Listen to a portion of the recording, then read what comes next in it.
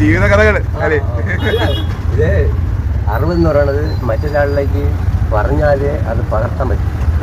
തീർച്ചയായിട്ടും ഞാൻ ഉള്ളിൽ വെച്ചോണ്ടിരിക്കുന്നത് 50 കഥ എഴുതി വെച്ചൊക്കെയാണ്. തമാശ അല്ല, 50 കഥ ഞാൻ എഴുതി വെച്ചൊക്കെയാണ്.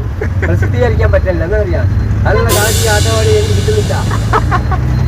അപ്പൊ ഞാനൊരു സമ്പന്ന കാണും, സമ്പന്ന കണ്ടിട്ട് ഇത് പ്രസിദ്ധീകരിക്കും, സ്പോൺസർ ചെയ്യാന്ന് പറഞ്ഞു. ഇനിയുണ്ട് ബാക്കി ഭാഗം. തിരുവനന്തപുരം സിറ്റിയെ പറ്റി അറിയാമോ സാറിന്? ഇല്ലില്ല. അറിഞ്ഞൂടാ. തിരുവനന്തപുരം ഇതിന് പേരുകൾ, പല പേരുകളുണ്ട്. ആദ്യത്തെ റെയിൽവേ സ്റ്റേഷൻ ഇവിടെ ചാക്ക. ചാക്ക. ഇതിന്റെ പേര് തിരുവനന്തപുരം കാടെന്നാണ് ആദ്യം. തിരുവനന്തപുരം കാട്. ഇപ്പോഴാണ് തിരുവനന്തപുരമായി മാറിയത്. അടുത്ത പ്രാവശ്യം കാണുമ്പോ അടുത്ത നമ്മളിങ്ങനെ പറയുന്ന വേറൊന്നല്ല, എല്ലാരും മടയരാണെന്ന് ചിലർ വിചാരിക്കും. ഇതിൽ കുറച്ച് ബുദ്ധി ഉള്ളവരുമുണ്ട്, പക്ഷെ അവരെ ബുദ്ധി പ്രകടിപ്പിക്കാൻ പറ്റില്ല.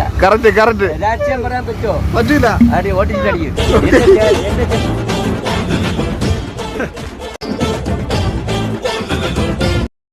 പെൺകുട്ടിയുണ്ട്.